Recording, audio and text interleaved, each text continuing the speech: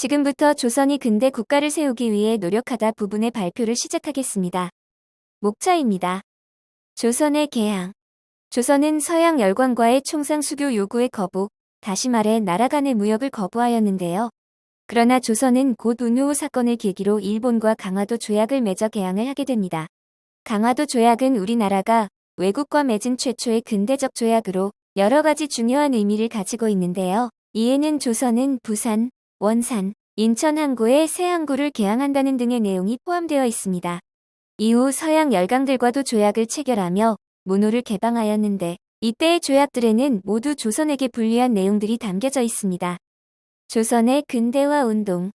개항 이후 조선 정부는 근대화를 추진하였습니다. 그러나 정부의 개화 정책에 반대하는 보수적인 유생들은 우주의 원리와 인간의 본성을 탐구하는 성리학적 전통 질서를 지키고 외세를 물리치자는 위정척사 운동을 전개하며 동시에 조선 정부와 대립 구도가 발생하였습니다. 이모군란과 갑신정변. 1882년에는 근대화 과정에서 소외된 구식군대의 군인들과 하층민들이 모여 이모군란을 일으켰습니다. 군변으로 시작된 이난은 결국 대외적으로는 청나라와 일본의 조선에 대한 권한을 확대시켜주는 결과가 되었으며 대내적으로는 개화 세력과 보수 세력의 갈등을 노출시켜 갑신정변의 바탕을 마련해 주었습니다. 이모군란 이후 청의 간섭으로 개혁이 더디게 진행되자 김옥균을 비롯한 급진 개화파 세력이 갑신정변을 일으켰습니다. 이들의 목표는 청의 압박으로부터 벗어나 근대적 개혁을 실시하는 것이었으나 결국 청의 무력 개입으로 실패하였습니다.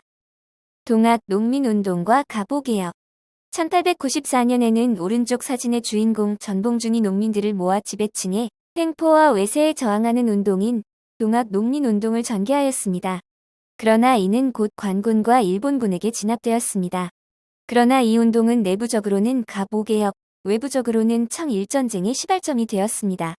동학 농민운동의 실패 후 일본은 이를 구실로 조선의 내정에 간섭하며 개혁을 강요하였습니다.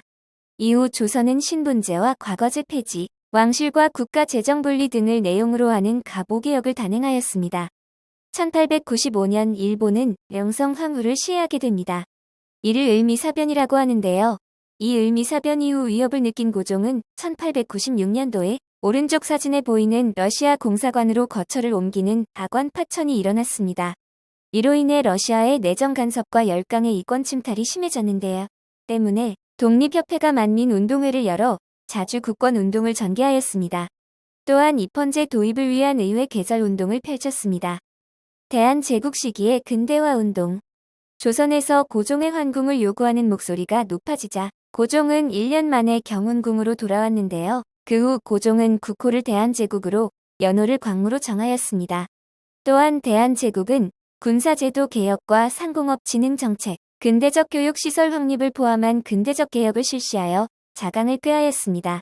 그러나 일본은 러일 전쟁 이후 대한제국의 외교권을 박탈시키고 1910년에는 대한제국을 강제로 병합하였으며 러일 전쟁 도중 독도를 영토에 불법으로 편입하였습니다. 국권 침탈과 국권 수호운동, 의병운동. 조선은 일본의 침략에 맞서 국권 회복을 위한 의병운동이 활발하게 진행되었습니다. 이는 국권은 자신들이 적극적으로 일본과 맞서 싸울 때만이 지킬 수 있다고 주장하는 투쟁 정신이 담겨 있습니다. 이 의병운동은 특히 1905년도에 을사늑약을 체결한 후 전국적으로 확산되었습니다. 그러나 일본군의 탄압으로 인해 많은 의병이 만주와 연해주 등지로 이동하여 독립군으로 활동하였다고 합니다. 애국계몽운동. 을사늑약 체결을 전후하여 개화사상과 독립협회의 활동을 계승한 애국계몽운동 또한 일어났는데요. 이는 주로 지식인과 관료층이 주도하였으며 이들은 민족의 실력을 길러 점진적으로 예를 들면 학교를 설립하거나 산문 혹은 잡지를 발간하는 등의 국민계몽을 통해 국권을 회복하자고 주장하였습니다.